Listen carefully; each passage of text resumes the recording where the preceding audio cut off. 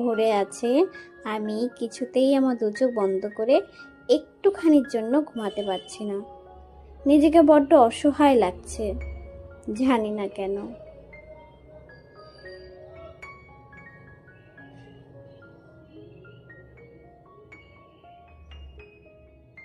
তারপরেই তো আমাদের কিন্তু সময়ের আগেই ল্যান্ডিং করিয়ে দিয়েছিল।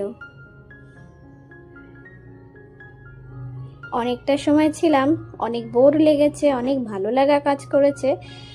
ফ্লাইটে অনেক 2-3 জন মানুষের সঙ্গে পরিচয় হয়েছে, তানারাও বেশ ভালো। চলে এসেছি দিল্লি। দিল্লি বলতে গেলে আমার প্রাণের শহর, যেটাকে আমার বড্ড ভালো লাগে, আমি ভীষণ ভালোবাসি। ব্যাগের জন্য ওয়েট করছি, লাগেজ নিয়ে বেরিয়ে পড়বো এখনই। বাইরে এসে একটা ওলা বুক করে নিয়েছি।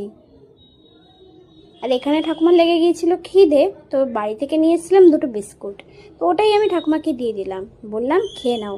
পৌঁছাতে পৌঁছাতে আমাদের হয়তো একটু দেরি হবে ট্রাফিকের জন্য। মনে একটা আলাদা শান্তি এখন কাজ করছে। অনেক টায়ার্ড আছি, অনেক ঘুম আছে, তারপরেও এতটা ক্লান্ত আমি হতাম না। এর আগের দিন মানডে ছিল, মানডে আমার পুরো দিন ফাস্টিং থাকে, তো সেই রাতে আমি খুব বেশি একটা ঘুমাতে পারিনি।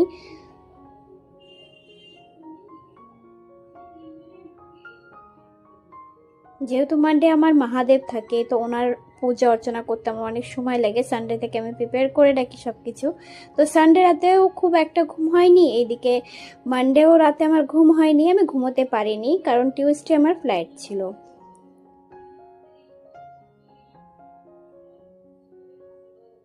আমি যখন ওলা করে বাড়িতে আসা যাওয়া করি বা দিল্লিতে আসি, তখন রাস্তার এই যে সময়টুকু কোনো রকমভাবে আর কাটে না। মনে হয় কখন যাব, কখন বাড়িতে পৌঁছাবো, কখন মায়ের সঙ্গে দেখা হবে, ভাই আছে, বাবা আছে, কখন তাদের সাথে গিয়ে আমি দেখা করব। এই তো বাড়িতে এসে খাওয়া দাওয়া সেরে দুপুরে রেস্ট নিয়েছিলাম। তারপরে বিকালবেলা এসেছিলাম আমার বাবার ছাদে, মানে আমার বাবা ছাদে যে গাছপালাগুলো লাগায় সেইগুলোই। পুঁইশাক, নয়নতারা ফুল, ঘাটকোল, আর এই যে বেলপাতা গাছ দেখে গেছিলাম আমি বড্ড ছোট, এখন দেখছি বেশ বড় হয়ে উঠেছে। গাছ দেখতে সেই গাছে একটা লঙ্কা পেয়ে আমার জানি না কেন বড্ড বেশি লোভ হলো, সামলে রাখতে পারলাম না। ইলিশ মাছ ভাজা করবে কিন্তু মা, তো ভাবলাম ইলিশ মাছ ভাজা দিয়েই লঙ্কাটা দিয়ে খাওয়া যাবে।